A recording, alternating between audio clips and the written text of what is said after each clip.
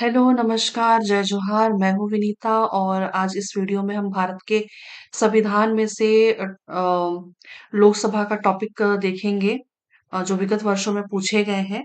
तो वीडियो थोड़ी सी लंबी हो सकती है, प्रश्न थोड़े से ज्यादा हैं और मैंने बहुत वन लाइनर वाले जो क्वेश्चंस हैं उनको ऐड नहीं किया है। जो थोड़ा सा अब जैसे पैटर्न में पूछे जा रहे हैं ना एग्जाम में, वो वाले पैटर्न के सवाल मोस्टली इस वीडियो में लिए हुए हैं। ठीक है, तो चलिए हम पहले प्रश्न से शुरुआत करते हैं। आज का हमारा पहला प्रश्न है किस लोकसभा का कार्यकाल लगभग 6 वर्ष का था?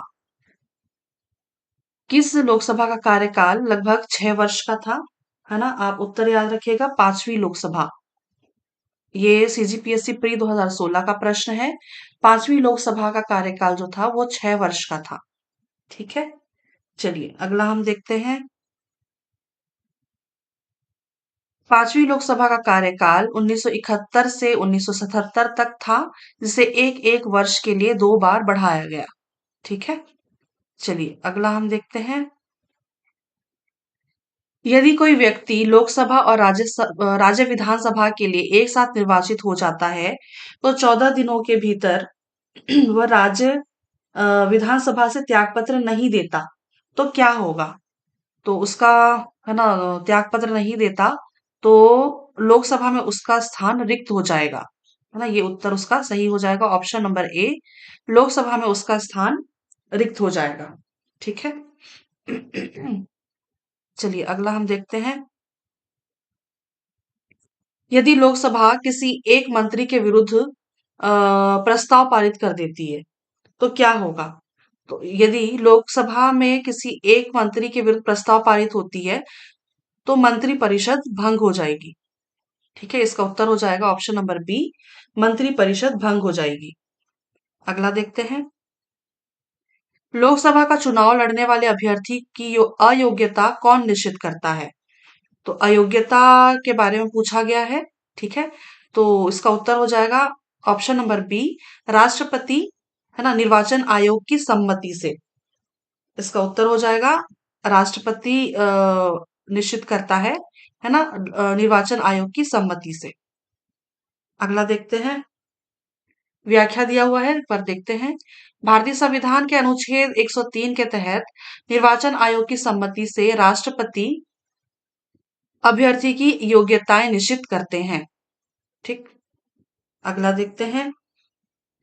अगला है संसद के विषय में संविधान में क्या उल्लिखित है? तो संसद के विषय में संविधान में सदन में 2 सदन होंगे। प्रथम सदन लोकसभा होगी, द्वितीय सदन राज्यसभा होगी, उपर्युक्त सभी। है ना, तो संसद के विषय में संविधान में सिर्फ और सिर्फ संसद के 2 सदन होंगे। है ना, यही उल्लेखित किया गया है। इसका उत्तर हो जाएगा केवल एक, ऑप्शन नंबर ए। केवल एक इसका उत्तर हो जाएगा। अगला है भारतीय संसद को अधिकार है। भारतीय संसद को क्या अधिकार है? एक कर में कमी अथवा समाप्त करने की, यही अधिकार है।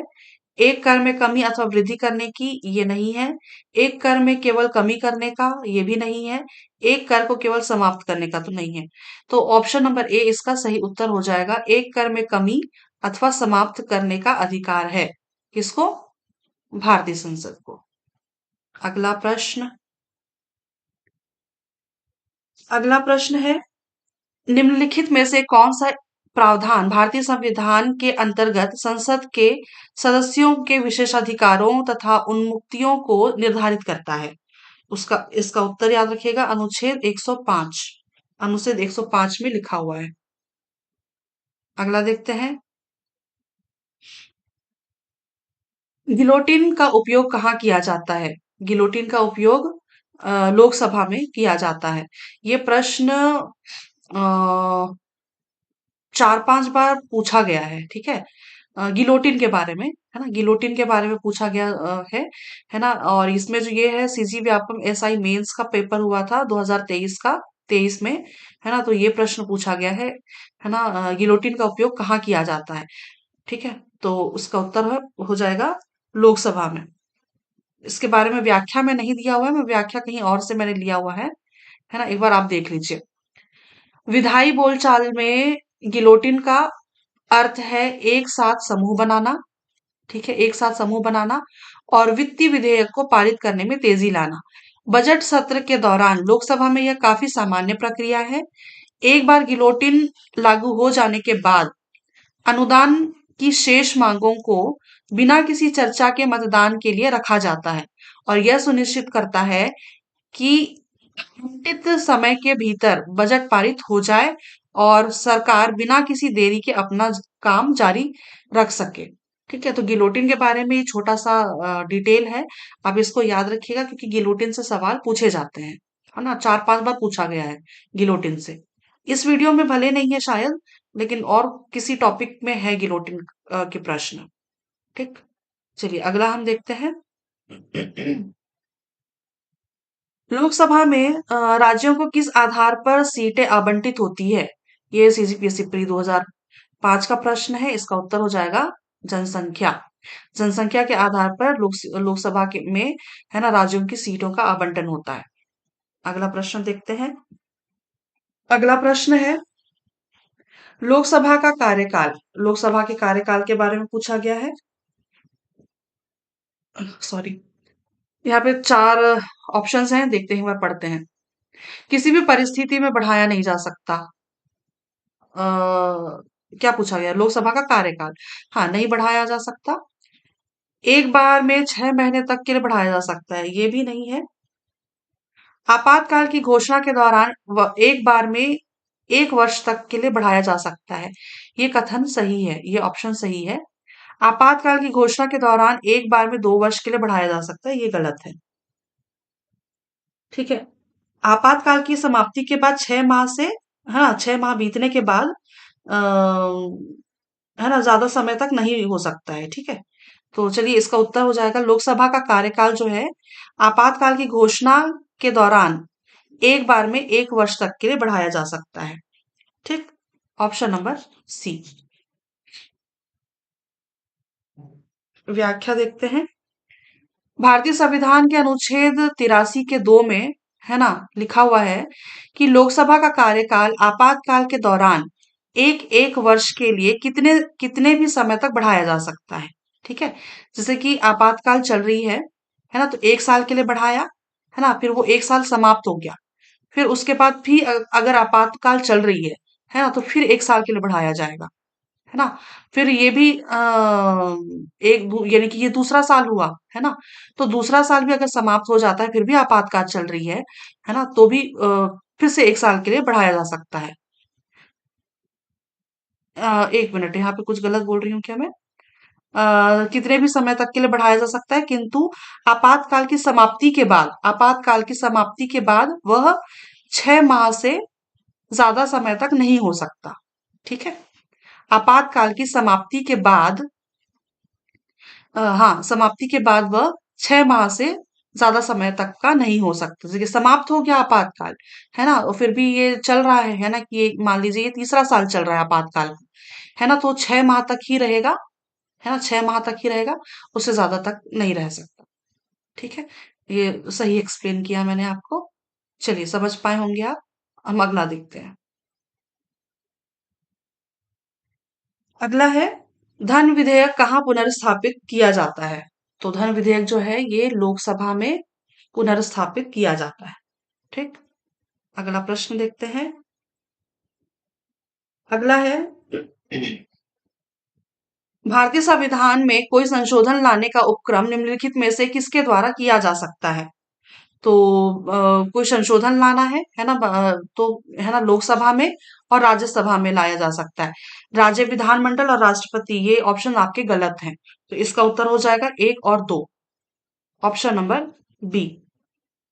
ठीक, अगला है व्याख्या है लोकसभा व राज्यसभा अर्थात संसद ही संविधान संशोधन लाने का कार्य कर सकती है। राष्ट्रपति व राज्य विधानमंडल को यह अधिकार नहीं है, किंतु संविधान संशोधन विधेयक पर राष्ट्रपति का हस्ताक्षर होना अनिवार्य होता है, वह इसे मना नहीं कर सकता है। ठीक है, तो ये पॉइंट भी आप याद रखिएगा। ठीक, चलिए हम अगला प्रश्न करते हैं। अगला है, केंद्रीय मंत्री परिषद सामूहिक रूप में उत्तरदायी होता है। तो केंद्रीय मंत्री परिषद जो है ये लोकसभा के प्रति उत्तरदायी होता है। ठीक है, याद रखिएगा, केंद्रीय मंत्री परिषद सामूहिक रूप से लोकसभा के प्रति उत्तरदायी होता है। ठीक, अगला देखते हैं। किस तिथि से लोकसभा की अवधि की गणना होती है?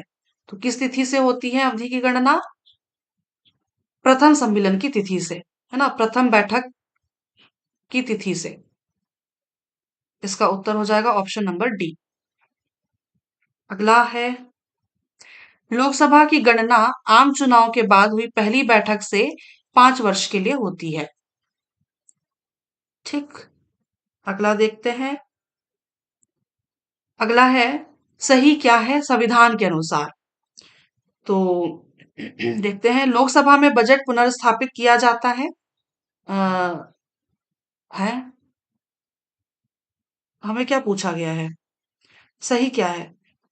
अच्छा अच्छा, ओके, बजट नहीं जी, यहाँ पे ना ये गलत है। ये लोकसभा में बजट पुनर्स्थापित किया जाता है, बजट पुनर्स्थापित नहीं किया जाता है, विधेयक धन विधेयक पुनर्स्थापित किया जाता है। ठीक है, प्रश्न आप ध्यान से पढ़िएगा, मैं खुद यहाँ पे कंफ्यूज हो रही थी, है ना। लोकसभा में बजट पुनर्स्थापित किया जाता है, तो ये गलत है ना। लोकसभा में वित्तीय बजट शब्द है ही नहीं ना, ये भी याद रखिएगा। संविधान में बजट जैसा शब्द है ही नहीं। ठीक है, ये याद रखिएगा, है ना। लोकसभा में वित्तीय वार्षिक वित्तीय विवरण, है ना, ये पुनर्स्थापित किया जाता है। बजट का जो दूसरा नाम है वार्षिक वित्तीय विवरण, है ना, ये नाम लिखा हुआ है संविधान में। तो लोकसभा में वार्षिक वित्तीय विवरण पुनर्स्थापित किया जाता है, ये सही है। ठीक है, तो इसका उत्तर क्या हो जाएगा?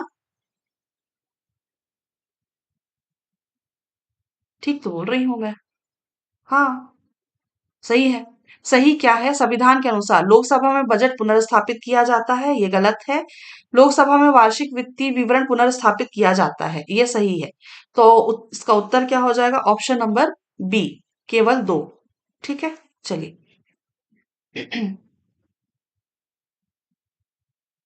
अगला है, संविधान के अनुच्छेद 112 में वार्षिक वित्तीय विवरण का उल्लेख किया गया है, जिसे लोकसभा में पुनर्स्थापित किया जाता है, जबकि संविधान में कहीं पर भी बजट शब्द का उल्लेख नहीं किया गया है। ठीक है, अगला चलिए देखते हैं। अगला है, निम्नलिखित कथनों पर विचार करें और उपर्युक्त कथनों में से कौन सा सही है, इसका चयन करना है। चलिए देखते हैं। भारत का राष्ट्रपति ऐसे स्थान पर जिसे वह ठीक समझे संसद का सत्र आहूत कर सकता है, तो ये सही है।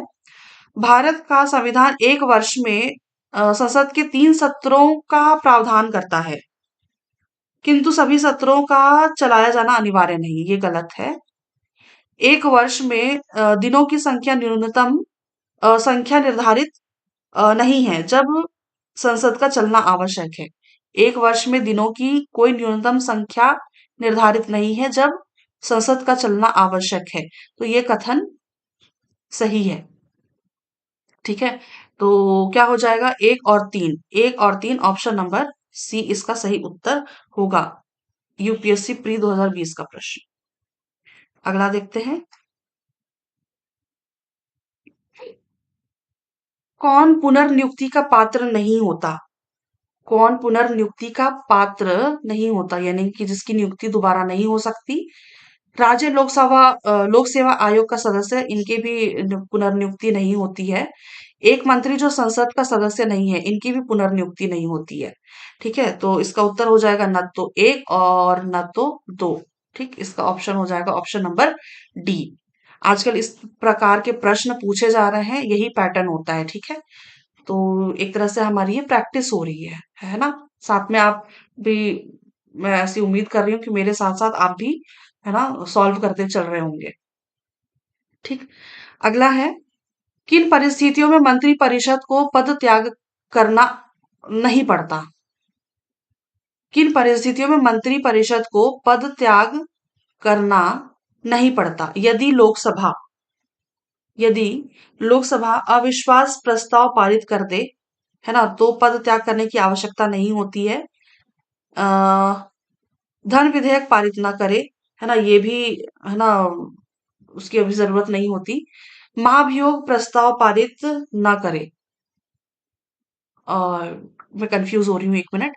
किन परिस्थितियों में मंत्रिपरिषद को पद त्याग करना नहीं पड़ता? हाँ, तो ये सही है।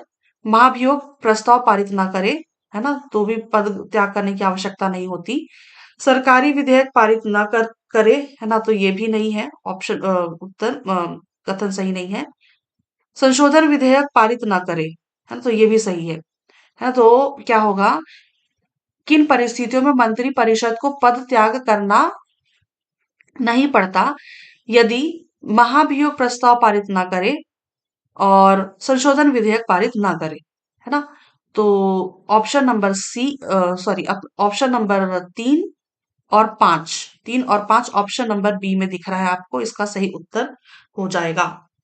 ठीक है, तो ऐसे प्रश्न आपको दिख रहे हो ना, तो बार बार पढ़ करके इसको, है ना, इसका उत्तर लीजिएगा। ठीक है, क्योंकि ऐसे प्रश्नों में थोड़ी सी कठिनाई होती है। अगला देखते हैं। निम्न में से किस राज्य से लोकसभा की सबसे ज्यादा सीटें अनुसूचित जनजाति के लिए आरक्षित है? इसका उत्तर याद रखिएगा, मध्य प्रदेश, है ना, ये सीजीपीएससी प्री 2021 का प्रश्न था। इसका उत्तर है मध्य प्रदेश। मध्य प्रदेश में कुल लोकसभा सीटों की संख्या 29 है, जिसमें 6 सीटें अनुसूचित जनजाति की हैं, जो कि किसी राज्य में अनुसूचित जनजाति के लिए सर्वाधिक आरक्षित सीट है। आप मैं भी करंट मैं पॉलिटिक्स में बहुत ज्यादा बिलीव नहीं करती हूँ, है ना, तो आप देखिएगा कि आप छत्तीसगढ़ में भी आप याद रखिएगा कि छत्तीसगढ़ में कितनी लोकसभा की सीटें हैं। ये तो पता है कि 11 सीटें हैं, है ना, लेकिन कितनी सीटें किसके लिए आरक्षित हैं, है ना, एसटी के लिए कितनी है, एससी के लिए कितनी है, ये सब आप देख लीजिएगा, है ना, गूगल कर लीजिएगा, या फिर बहुत सारे वीडियोस आपको मिल जाएंगे यूट्यूब में, आप देख लीजिएगा छत्तीसगढ़ के बारे में भी। ठीक है, चलिए अगला हम देखते हैं। सही क्या है? लोकसभा को संचित निधि पर भारित व्यय पर मत देने का अधिकार नहीं है, तो ये भी सही है, ये तो, है ना, लोकसभा को संचित निधि पर भारित व्यय पर मत देने का अधिकार नहीं है, ये कथन सही है। और लोकसभा को संचित निधि पर भारित व्यय पर बहस करने का अधिकार है। संचित निधि पर भारित व्यय पर बहस करने का अधिकार है, तो ये सही है। ठीक है, तो दोनों सही है, तो ऑप्शन नंबर सी इसका सही उत्तर होगा। अगला करते हैं प्रश्न। यहाँ पे व्याख्या दिया हुआ है, संचित निधि के संबंध में निम्नलिखित प्रक्रिया है। लोकसभा राशि में कटौती नहीं कर सकती, है ना, लोकसभा राशि में कटौती नहीं कर सकती। लोकसभा इस पर मतदान भी नहीं कर सकती। लोकसभा इसमें बहस कर सकती है।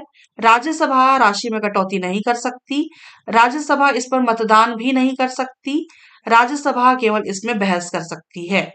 ठीक, अगला करते हैं प्रश्न।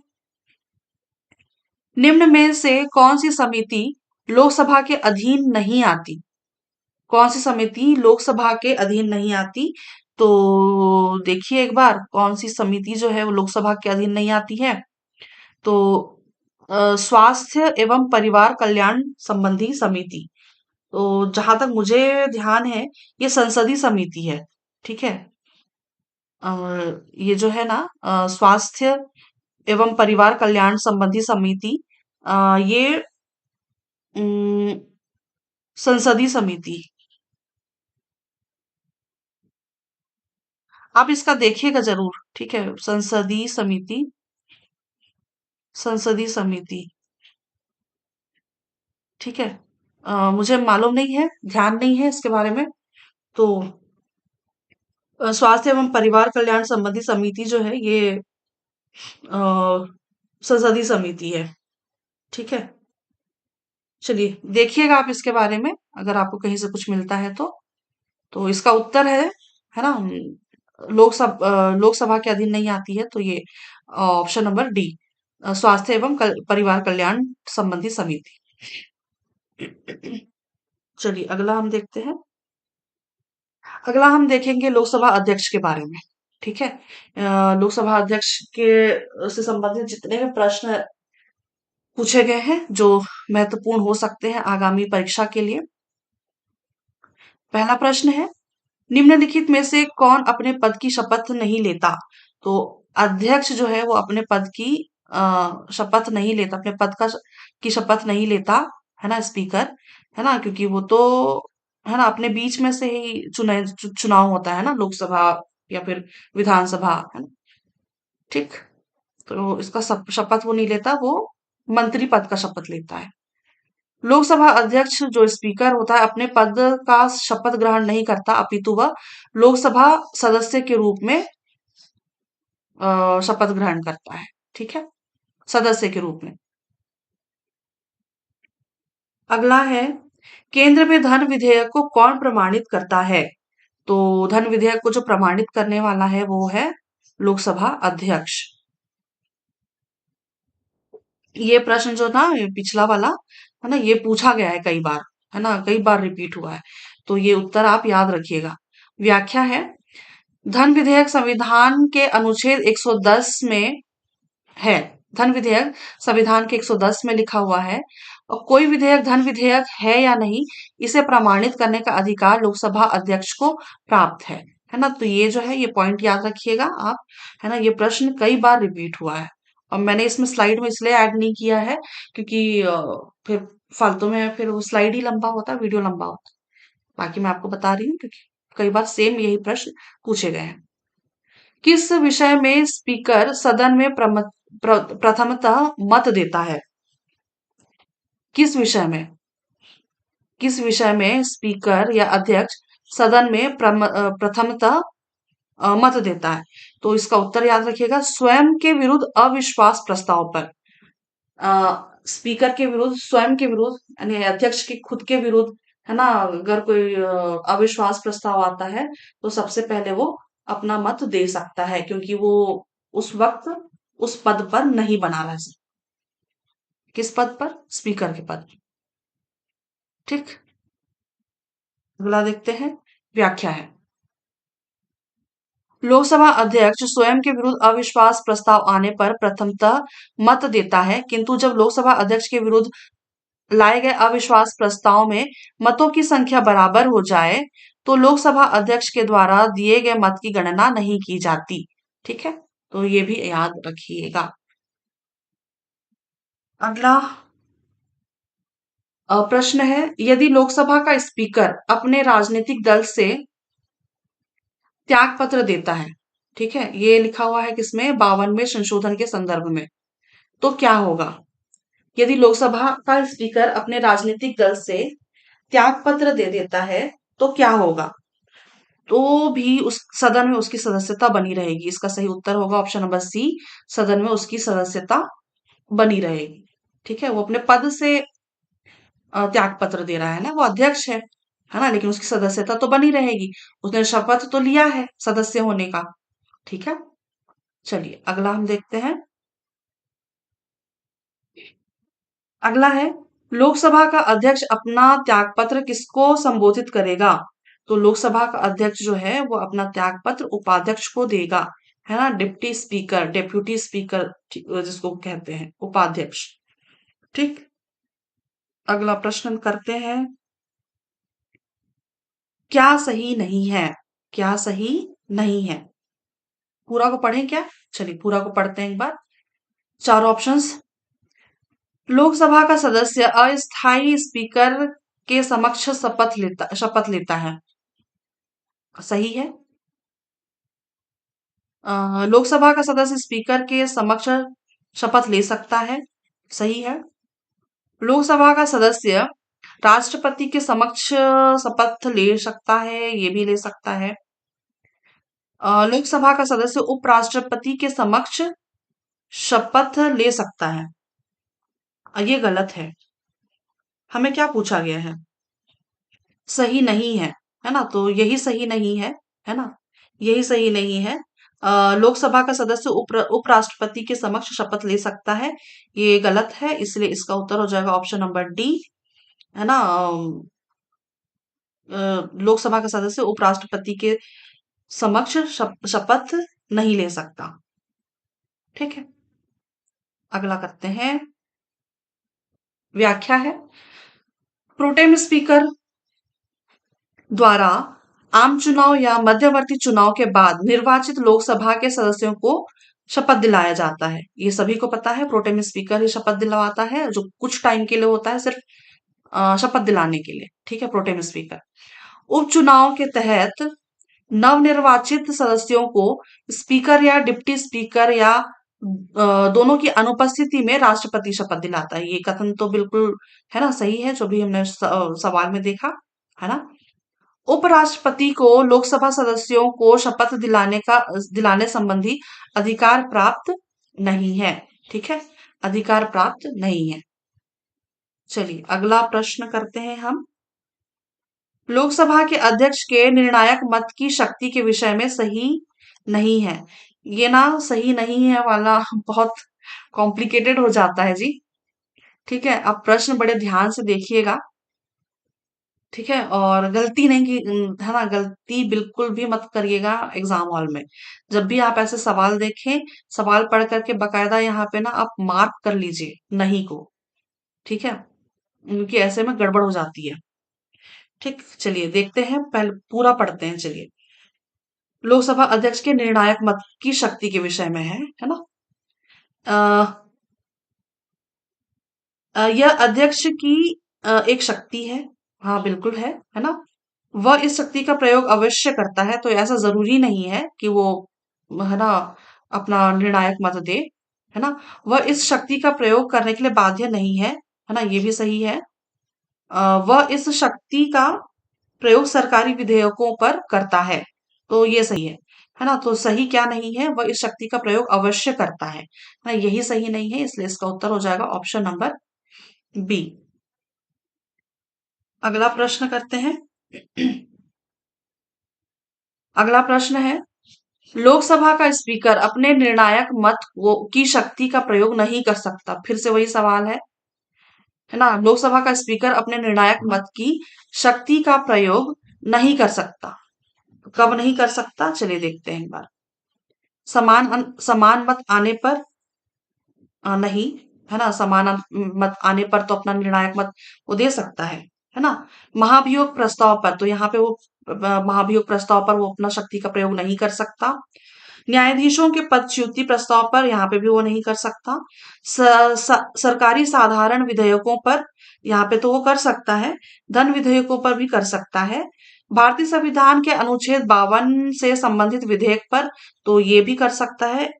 नहीं नहीं नहीं नहीं नहीं नहीं, भारतीय संविधान के अनुच्छेद 52 से संबंधित विधेयक पर तो यहाँ पे वो अपनी शक्ति का प्रयोग नहीं कर सकता, है ना। और अ, नए राज्य के निर्माण से संबंधित विधेयक पर तो यहाँ पे भी वो अपना निर्णायक मत दे सकता है। तो इसका क्या उत्तर हो जाएगा, अ, अ, हो जाएगा क्या, शक्ति का प्रयोग नहीं कर सकता पूछा है ना, तो बी, सी और एफ, बी सी और एफ, ऑप्शन नंबर सी इसका सही उत्तर होगा। ठीक है, तो बड़े ध्यान से ऐसे प्रश्न कीजिएगा जी, है ना। ऐसे प्रश्नों में थोड़ा सा थोड़ी घबराहट जरूर हो जाती है। तो यही तो हम कर रहे हैं, प्रैक्टिस कर रहे हैं, है ना, प्रश्नों का। चलिए अगला हम देखते हैं, लोकसभा स्पीकर के निर्णायक मत के विषय में सही क्या है। ऐसे वाले प्रश्न मेरे को अच्छे लगते हैं, है ना। जहां पे सही नहीं है वहां पे बड़ी घबराहट होती है। तो लोकसभा स्पीकर के निर्णायक मत के विषय में सही क्या है पूछा गया है, चलिए देखते हैं। यह राष्ट्रपति के पदच्युति प्रस्ताव पर उपयोग किया जा सकता है, तो ये गलत है ना। नहीं, है ना, पदच्युति या ये यहाँ पे नहीं कर सकता, अपना निर्णायक मत नहीं दे सकता। यह सरकारी विधेयक पर उपयोग किया जा सकता है, ये सही है। यह अविश्वास प्रस्ताव पर उपयोग किया जा सकता है, ये भी सही है। यह न्यायाधीशों के पदच्युति प्रस्ताव पर उपयोग किया जा सकता है, अभी देखा हमने पिछला प्रश्न, नहीं कर सकता। यह संवैधानिक संशोधन विधेयक पर इसका उपयोग किया जा सकता है, तो ये भी नहीं कर सकता, पिछला प्रश्न जैसा ही है ये, है ना। यह धन विधेयक पर उपयोग किया जा सकता है, तो ये सही है। है ना। हमें पूछा गया है सही है ना। तो 2, 3 और 6, 2, 3 और 6, ऑप्शन नंबर सी इसका सही उत्तर होगा। अगला देखते हैं। लोकसभा के स्पीकर के विषय में सही नहीं है। क्या सही नहीं है, फिर से आ गया। चलिए देखते हैं। वह धन विधेयक को प्रमाणित करता है। बिल्कुल करता है। वह निर्णायक मत देता है। हाँ, बिल्कुल देता है। वह आनुपातिक प्रतिनिधित्व प्रणाली द्वारा निर्वाचित होता है, तो ये गलत है ना। वह सदन को नियंत्रित करता है। बिल्कुल करता है। एक मिनट। अरे ठीक। वह प्रधानमंत्री पर विश्वस्त पदाधिकारी होता है। नहीं, ये भी गलत है। वह गिलोटिन समापन का निर्णय लेता है, ये सही है। ठीक है, वो गिलोटिन जो मैंने अभी वीडियो की स्टार्टिंग में मैंने जो गिलोटिन बोला था ना, याद रखिएगा। वह गिलोटिन समापन का निर्णय लेता है, तो ये सही है। तो हमें सही नहीं है पूछा गया है। तो 3 और 5, 3, 5, 3, 5, ऑप्शन नंबर बी इसका सही उत्तर होगा। अगला प्रश्न करते हैं। लोकलेखा समिति, लोक लेखा समिति अपनी रिपोर्ट किसे सौंपती है? तो लोक लेखा समिति जो है अपना रिपोर्ट लोकसभा अध्यक्ष को सौंपती है। ठीक है। अगला देखते हैं। लोक लेखा समिति लोकसभा की एक समिति है जिसमें कुल 22 सदस्य होते हैं। यह समिति नियंत्रक महालेखा परीक्षक यानी कि कैग के प्रतिवेदन की समीक्षा करती है। लोक लेखा समिति जो है वो कैग के प्रतिवेदन की समीक्षा करती है और अपना प्रतिवेदन लोकसभा अध्यक्ष को देती है। तो ये पॉइंट आप याद रखिएगा। ठीक है। चलिए हम अगला प्रश्न देखते हैं। अगला प्रश्न है हमारा, निम्नलिखित कथनों में से कौन सा एक कथन धन विधेयक के बारे में सही नहीं है? फिर से सही नहीं है आ गया है। चलिए देखते हैं क्या सही नहीं है। धन विधेयक संसद के दोनों में से किसी भी सदन में प्रस्तावित किया जा सकता है, तो ये गलत है ना। क्योंकि जो धन विधेयक है ना, ये लोकसभा में ही आती है। लोकसभा में ही इसका अ, प्रस्ताव रखा जाता है। ठीक है, लोकसभा। ठीक। लोकसभा अध्यक्ष यह निर्णय करने के लिए अंतिम प्राधिकारी है कि कोई भी बिल धन विधेयक है या नहीं, तो ये कथन तो सही है ना। लोकसभा द्वारा पारित किसी धन विधेयक के राज्यसभा द्वारा 14 दिनों के अंदर लौटाया नहीं जाना और विचारार्थ भेजा जाना आवश्यक है, तो ये सही है ना। 14 दिन के भीतर राज्यसभा, है ना, ऐसा मतलब धन विधेयक अगर राज्यसभा में भेजा गया है तो 14 दिन के अंदर उसको, है ना, पढ़ना चाहिए, है ना, और लौटाना चाहिए। ठीक है, ये जरूरी है 14 दिन के भीतर। राष्ट्रपति किसी धन विधेयक को लोकसभा में पुनर्विचार के लिए नहीं लौटा सकता, तो ये कथन भी सही है। हमें पूछा गया है क्या सही नहीं है ना। तो इसका उत्तर क्या हो जाएगा? ऑप्शन नंबर ए, धन विधेयक संसद के दोनों सदनों में से किसी भी सदन में प्रस्तावित किया जा सकता है। ये गलत है, क्योंकि धन विधेयक जो है वो लोकसभा में ही प्रस्तावित होता है। चलिए अगला देखते हैं। अगला है, निम्नलिखित में से कौन अपने पद की शपथ नहीं लेता? तो राष्ट्रपति तो लेता है, उपराष्ट्रपति भी लेता है। नहीं सॉरी, उपराष्ट्रपति क्यों लेगा? देखिए मैं अभी हड़बड़ी में गड़बड़ी कर रही थी। राष्ट्रपति अपने पद की शपथ लेता है, उपराष्ट्रपति अपने पद की शपथ नहीं। एक सेकंड। गड़बड़ हो रही है, गड़बड़ हो रही है ना। ठीक ठीक ठीक, मैं कंफ्यूज हो जा रही थी। राष्ट्रपति अपने पद की शपथ लेता है ना। उपराष्ट्रपति लेता है। जो राज्य का राज्य सभापति है ना, ये अपने पद की शपथ नहीं लेता, है ना, क्योंकि जो उपराष्ट्रपति है वही तो राज्यसभा का पदेन सभापति होता है ना। तो वो सभापति के रूप में अपने पद की शपथ नहीं लेता, है ना। जो राज्यसभा का जो सभापति है, अपने पद की सभापति के पद की शपथ नहीं लेता, वो शपथ लेता है उपराष्ट्रपति का, है ना? ठीक है, तो ये सही है। और जो स्पीकर है ना, ये भी अपने पद की शपथ नहीं लेता, है ना? और सर्वोच्च न्यायालय का न्यायाधीश ये तो अपना शपथ लेता है। और लोकसभा के मनोनीत सदस्य, राज्यसभा के मनोनीत सदस्य, तो जो यहाँ पे पूछा गया है शपथ नहीं लेता, है ना? तो इसका उत्तर हो जाएगा 3 और 4, 3 4 3 4, ऑप्शन नंबर बी। ठीक है, याद रखिएगा। राज्यसभा का सभापति, है ना, अपने पद की शपथ नहीं लेता, क्योंकि उपराष्ट्रपति जो है वो राज्यसभा का पदेन सभापति होता है। ठीक है, और स्पीकर यानी कि अध्यक्ष, यानी कि लोकसभा का अध्यक्ष, है ना, लोकसभा के सदस्य होने का शपथ लेता है, ना कि अध्यक्ष होने का। ठीक है, तो इसका उत्तर क्या हो जाएगा? 3 और 4, ऑप्शन नंबर बी। ठीक, अगला प्रश्न करते हैं।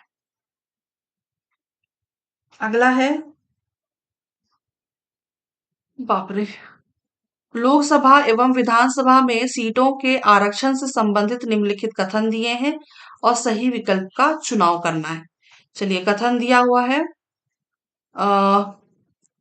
पहला कथन है, लोकसभा की 543 निर्वाचित सीटों में 84 सीटें अनुसूचित जातियों के लिए और 44 सीटें अनुसूचित जनजातियों के लिए आरक्षित है। तो 44 सीटें ना नहीं है, 44 सीटें नहीं है, ये ना 47 सीटें हैं अनुसूचित जनजातियों के लिए।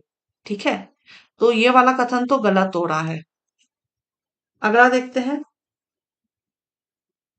अगला है, किसी निर्वाचन क्षेत्र को आरक्षित करने का निर्णय परिसीमन आयोग द्वारा लिया जाता है। ये कथन तो सही है ना? परिसीमन आयोग द्वारा लिया जाता है। परिसीमन आयोग की नियुक्ति लोकसभा के स्पीकर द्वारा करी जाती है, की जाती है। तो ये कथन भी गलत है ना? तो पहला और तीसरा गलत है। हमें पूछा गया है सही विकल्प का चुनाव करना है, सही विकल्प का चुनाव करना है। तो पहला गलत है और तीसरा गलत है ना? पहला गलत है, पहला और तीसरा गलत है, लेकिन दूसरा सही है। ऑप्शन नंबर सी इसका सही उत्तर होगा। ठीक है, ऑप्शन नंबर सी। ठीक, चलिए अगला प्रश्न देखते हैं। लोकसभा की 543 निर्वाचित सीटों में से 84 सीटें अनुसूचित जातियों के लिए और 47 सीटें अनुसूचित जनजातियों के लिए आरक्षित है। किसी निर्वाचन क्षेत्र को आरक्षित करने का निर्णय परिसीमन आयोग द्वारा लिया जाता है। परिसीमन आयोग की नियुक्ति केंद्र सरकार द्वारा की जाती है, जिसकी अधिसूचना राष्ट्रपति द्वारा किया जाता है। ठीक है, चलिए अगला हम देखते हैं।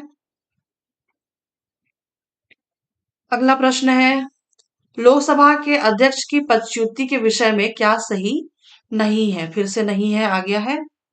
चलिए देखते हैं। सदन की कुल संख्या सदस्य सदन की कुल सदस्य संख्या के बहुमत से संकल्प पारित होना चाहिए। तो ये तो सही नहीं है, क्योंकि वहां पे उपस्थित सदस्य संख्या की बहुमत होनी चाहिए, है ना? तो ये गलत है ना? सदन की तत्कालीन सदस्य संख्या के बहुमत से संकल्प पारित होना चाहिए, है ना? ये सही है। ठीक है, और सदन में उपस्थित तथा मतदान करने वाले सदस्यों के बहुमत से संकल्प पारित होना चाहिए, है ना? ये भी सही नहीं है। सदन के निरपेक्ष बहुमत से संकल्प पारित होना चाहिए, ये भी सही नहीं है ना? तो सिर्फ एक ही सही है। हमें पूछा क्या गया है? सही नहीं है ना? तो 1 3 और 4, 1 3 4, 1 3 4, 1 3 4, 1 3 4, ऑप्शन नंबर सी इसका सही उत्तर होगा। अगला है, धन विधेयक कौन प्रमाणित करता है? धन विधेयक स्पीकर प्रमाणित करता है। मैंने बोला था ना, ये प्रश्न कई बार रिपीट हुआ है ना? स्पीकर को ही हम क्या कहते हैं? अध्यक्ष कहते हैं ना? ये प्रश्न कई बार रिपीट हो चुका है। अगला देखते हैं। अगला है, इनमें से कौन पद की शपथ नहीं लेता? कौन पद की शपथ नहीं लेते? ये प्रश्न भी रिपीट हुआ है। स्पीकर है ना, ये अपने पद की शपथ नहीं लेता। सदस्य होने का वो लेता है ना, शपथ लेता है वो। अगला है, निम्नांकित में से कौन सी समिति केवल निचले सदन की है? तो निचले सदन के लिए है, वो कौन सी है? प्राक्कलन समिति है ना। प्राक्कलन समिति आप समझते होंगे ना, प्राक्कलन समिति क्या है? तो है ना, इसका उत्तर हो जाएगा प्राक्कलन समिति। प्राक्कलन समिति मेरी तरफ से आप थोड़ा सा समझ लीजिए कि इनका कार्य क्या होता है ना। प्राक्कलन समिति जो है ना, ये सरकारी विभागों और है ना मंत्रालयों के कामकाज की जांच करते हैं, ये प्राक्कलन समिति। और ये ना ये जो समिति है, ये सरकार को जवाबदेह बनाती है। ठीक है, सरकार को जवाबदेह बनाती है और ये सुनिश्चित करती है कि जनता का पैसा है ना, जनता का जो पैसा है वो सही तरीके से खर्च हो, है ना। तो ये प्राक्कलन समिति का काम है। ठीक, चलिए अगला हम देखते हैं। अगला प्रश्न है हमारा, निम्न में से किसमें स्पीकर निर्णायक मत की शक्ति का प्रयोग कर सकता है? सेम वही प्रश्न है, उसी प्रकार का, मतलब उसी तरह का प्रश्न है। तो निर्णायक मत का है ना की शक्ति का प्रयोग कब कर सकता है? चलिए देखते हैं। है ना, शासकीय विधेयक, है ना, शासकीय विधेयक में भी कर सकता है, धन विधेयक में भी कर सकता है, वित्त विधेयक में भी कर सकता है। संशोधन विधेयक जहां पे 2/3 बहुमत चाहिए, तो यहाँ पे नहीं हो सकता। अविश्वास प्रस्ताव में भी कर सकता है। निर्वाचन आयुक्त के विरुद्ध है ना, ये प्रस्ताव है ना, ये भी गलत है। संयुक्त सत्र में जहां विधेयक विचारणीय है, यहाँ पे भी अपना निर्णायक मत दे सकता है। कौन? अध्यक्ष। तो इसका सही उत्तर क्या हो जाएगा? ए बी सी ई और जी। A B C, A B C ई और जी, ए बी सी ई और जी, है ना। तो ऑप्शन नंबर डी इसका सही उत्तर होगा। ठीक है, चलिए अगला करते हैं हम प्रश्न। पच्युति प्रस्ताव के संदर्भ में कौन सा सुमेलित है? चलिए देखते हैं। पच्युति प्रस्ताव के संदर्भ में लोकसभा का अध्यक्ष, है ना, ये भी सही है। राज्य विधानसभा का अध्यक्ष सही है। और राज्य का राज्यसभा का सभापति ये सही नहीं है ना। पच्युति के बारे में, है ना। और राज्य विधान परिषद का सभापति ये सही है। राज्य विधान परिषद का सभापति, है ना। जो उपराष्ट्रपति होता उपराष्ट्रपति है ना, वही राज्यसभा का पदेन सभापति होता है। ठीक है, तो इसकी जो पद मुक्ति होगी ना उपराष्ट्रपति की, ये पद मुक्ति जो होगी, ये है ना उपराष्ट्रपति के रूप में होगी, सभापति के रूप में उसकी पद मुक्ति नहीं होगी। ठीक है, तो इसका क्या उत्तर होगा? 1, 2 और 4। 1 2 4, 1 2 4, 1 2 और 4। ऑप्शन नंबर डी इसका सही उत्तर होगा। ठीक है, चलिए यहाँ पे सारे प्रश्न हमारे आज के समाप्त होते हैं लोकसभा और लोकसभा अध्यक्ष के विषय में। ठीक है, तो जिस प्रकार का जो पैटर्न जो चल रहा है ना, उसी पैटर्न के जो सवाल जो पूछे गए हैं वो मैंने इस वीडियो में मैंने रखे थे।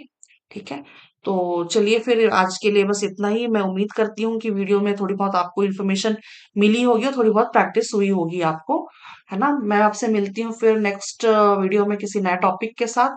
तब तक के लिए आप सभी को धन्यवाद, शुक्रिया और आभार।